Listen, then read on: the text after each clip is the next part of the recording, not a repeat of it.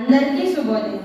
గౌరవనీయులైన director Ashok sir గారికి, Madhu sir గారికి మరియు ప్రిన్సిపల్ మేడంకి, ఉపాధ్యాయులకు, నా తోటి విద్యార్థులకు తెలుగు భాష దినోత్సవ శుభాకాంక్షలు. కడలి అంచులు దాటి కదిలింది తెలుగు, ఎదల లోతుల మీటి ఎగిసింది తెలుగు. ఏ భాష చెలుకైనా, ఏ యాస చెలుకైనా తనలోన కలుపుకొని తరలింది తెలుగు. ఒదిగిపోతున్న అరవళ్ళలో సాగి హుమ్మంటూ గిడుగు రామూర్తిలో ఉరుముంది తెలుగు. ఇంతటి ఘనమైన తెలుగు భాష సామాన్య ప్రజల జీవనాదిగా మారడానికి అనేక మంది భాషా సంస్కర్తలు కృషి చేశారు. ఇందులో ముఖ్యమైన వారు ఆగస్టు 29, 1863న గిడుగు వీర్రాజు, వెంకమాంబ పుణ్య దంపతులకు శ్రీకాకుళం జిల్లా పర్లాకిమిడిలో జన్మించిన గిడుగు రామూర్తి పంతులు గారు. ఈయన జన్మదినాన్ని పురస్కరించుకొని తెలుగు భాష దినోత్సవం జరుపుకోవడం ఎంతో ఆనందదాయకం. ఆకాశ మార్గాన పయనిస్తూ సామాన్య ప్రజల జీవితాన్ని ద్రాక్షలా ఊరించిన గ్రాంధిక భాషకు, ప్రజలు మాట్లాడే భాషకు ఉన్న అంతరాన్ని గుర్తించి మనం ఏదైతే మాట్లాడుతున్నామో అదే వాడుక భాష కావాలని వ్యావహారిక భాష ఉద్యమాన్ని ప్రారంభించి సుమారు 40 సంవత్సరాలు ఎన్నో కష్ట నష్టాలను ఓర్చి చివరికి తన ప్రాణాలను సైతం అర్పించిన మహోన్నత వ్యక్తి గిడుగు రామూర్తి పంతులు గారు.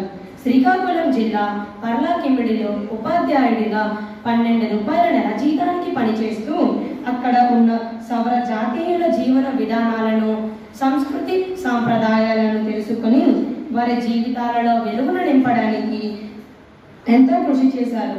తన జీవితాన్ని వ్యావహారిక భాషా ఉద్యమానికి ఊపిరిలూది ప్రజలలో చైతన్యం నింపడానికి తెలుగు అనే మాసపత్రికను స్థాపించారు. ఏ మెమరాండమ్ ఆన్ మోడర్న్ తెలుగు అనే ఆంగ్ల రచన రచించారు. 1930లో సవర భాషకు తెలుగు సవర నిఘంటువును, వర్ణనాత్మక వ్యాకరణంను రచించారు. రామూర్తి గారు గ్రంథ పరిష్కర్తగా, శాసన పరిష్కర్తగా, ఉపాధ్యాయుడిగా, పరిశోధకుడిగా, విద్యావేత్తగా, వ్యావహారిక భాష కోసం భగీరథ ప్రయత్నం చేసిన బహుముఖ ప్రజ్ఞాశాలి శ్రీ గిడుగు రామూర్తి పంతులు గారు. రామూర్తి గారు అందించిన వ్యావహారిక భాషా ఫలితమే నేడు మనం ఆనందిస్తున్న ఎన్నో ప్రక్రియలకు మూలం. అర్థమయ్యే రీతిలో ఉన్న పద్యాలు, గేయాలు, సరళ పదాలతో అల్లిన నాణీలు, హైకులు, ఇలా ఎన్నో ప్రక్రియలు ఉన్నాయి. మా తమ్ముడు తెలుగు భాష ఎంత మధురమైనదో ఒక పద్యం ద్వారా దానికేం భాగ్యం తప్పకుండా పాడుతాను.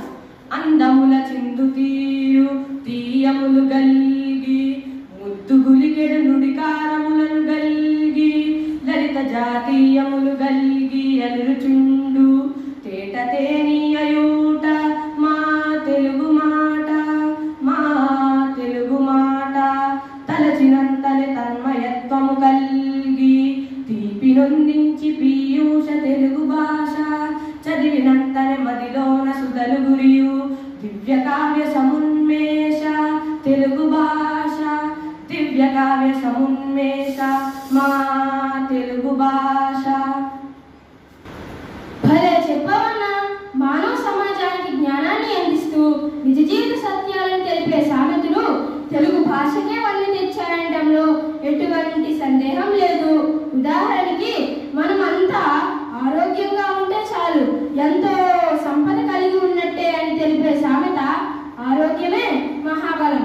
అలానే మనం ఎన్ని పనులు, ఉద్యోగాలు, వ్యాపారాలు చేస్తున్నా అవన్నీ జానెడు పొట్ట నింపుకోవడం కోసమే అన్న అర్థాన్ని, కోటి విద్యలు కూటి కొరకే అన్న చిన్న వాక్యంలో ఉన్న అంతరార్థాన్ని మానవుడు అర్థం చేసుకోగలిగితే స్వార్థపూరిత భావాలను విడిచి సమాజ శ్రేయస్సుకు పాల్పడాలని తెలుస్తుంది. అలానే మానవ సేవే మాధవ సేవ, ఇలా ఎన్నెన్నో తెలుగు భాషలో ఉన్నాయడంలో అతిశయోక్తి లేదు. అంతేకాదన్నయ్య, అల్ప పదాలతో అనల్పార్థాన్ని అందించే జాతీయాలు కూడా తెలుగు భాషకే సొంతం. మనిషి తన లక్ష్యాన్ని, గమ్యాన్ని చేరుకోవడానికి చాలా శ్రమించాలని చెప్పే మాట భగీరథ ప్రయత్నం. నిమ్మకు నీరెత్తినట్లు కాలికి బుద్ధి చెప్పు వంటి జాతీయాలు మనుషుల జీవన విధానాలను తెలియజేస్తున్నాయి. అక్క, అంతేకాకుండా ప్రజలలో చైతన్యం నింపుతూ ప్రతి ఒక్కరిని ఒకే పదంపై నడిపించడానికి మన మనకు తెలుగులో గేయాలు, పాటలు ఇలాంటివి ఎన్నో ఉన్నాయి. అలాగే మన తెలుగు భాష దినోత్సవం యొక్క గొప్పతనం, మన తెలుగు భాష గొప్పతనం గురించి తెలియజేయడానికి మా చెల్లి ఒక పాట చాలా బాగా పాడుతుంది తెలుసా? తెలుగు భాష తీయదనం, తెలుగు జాతి గొప్పదనం, తెలుసుకున్న వాళ్ళకి తెలుగే ఒక మూలధనం. తల్లి తండ్రి నేర్పినట్టి మాతృభాషరా, తెలుగు మరచిపోతే వాళ్ళ నువ్వు మరచినట్టురా, ఇది మరువబోకురా. తెలుగు భాష తీయదనం, తెలుగు జాతి గొప్పదనం, తెలుసుకున్న వాళ్ళకి తెలుగే ఒక మూలధనం. తల్లి తండ్రి నేర్పినట్టి మాతృభాషరా, తెలుగు మరచిపోతే వాళ్ళ నువ్వు మరచినట్టురా, ఇది మరువబోకురా. మా అన్న పిలుపులో నాను రాగం ధ్వనిస్తుంది, నాన్న అన్న పదములో నా అభిమానం జనిస్తుంది. మమ్మీ డాడీలోన ఆ మాధుర్యం ఎక్కడుంది, మామ అన్న మాట మనసు లోతుల్లో నిలుస్తుంది. అత్త అంటే చాలు మనకు ఆదరణే లభిస్తుంది. ఆంటీ అంకుల్లోన ఆ ఆప్యాయత ఎక్కడుంది. పరభాష జ్ఞానాన్ని సంపాదించు, పరభాష జ్ఞానాన్ని సంపాదించు, కానీ నీ భాషలోనే సంభాషించు. తల్లి తండ్రి నేర్పినట్టు మాతృభాషరా, తెలుగు మాట్లాడి నువ్వు వాళ్ళ రుణం తీర్చరా, కొంత రుణం తీర్చరా.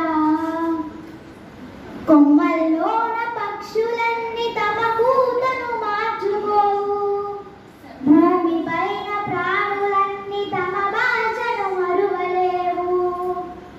మనుషులమై మన భాషకు ముసుగును తగిలిస్తున్నాము, ప్రపంచాన మేధావులు మన పలుకులు మెచ్చినారు. పొరుగు రాష్ట్ర కవులు కూడా తెలుగును తెగ పొగిడినారు. ఆంధ్రులమై మన భాషకు అన్యాయం చేస్తున్నాము. అభివృద్ధికి ఉండాలి నింగే హద్దు, అభివృద్ధికి ఉండాలి నింగే హద్దు, అది భాష ఆచారాలను మింగేయొద్దు.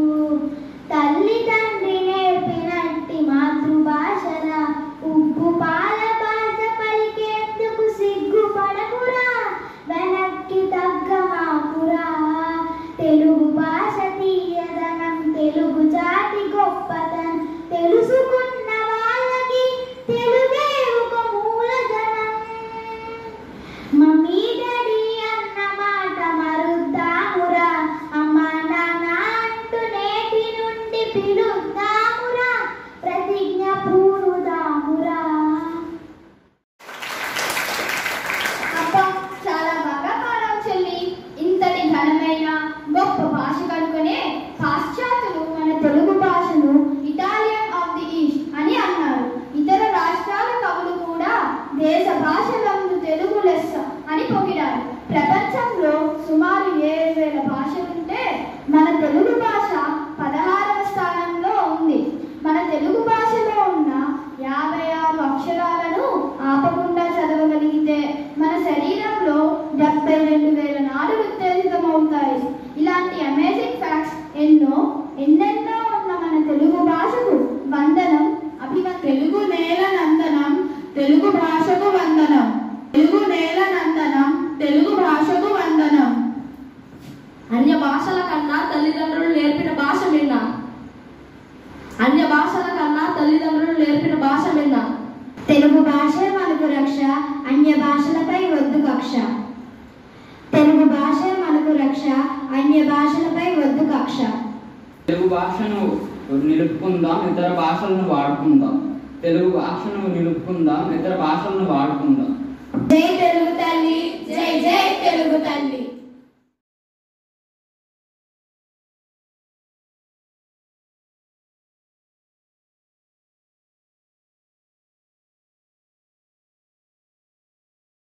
Good morning, respected Principal Madam, and my dear educators and my noble students. Good morning, everyone. Today we gathered here to celebrate National Sports Day, and on this occasion, I want to talk about a legendary figure in Indian sports history, Dhyan Chand. He was known as the father of Indian sports.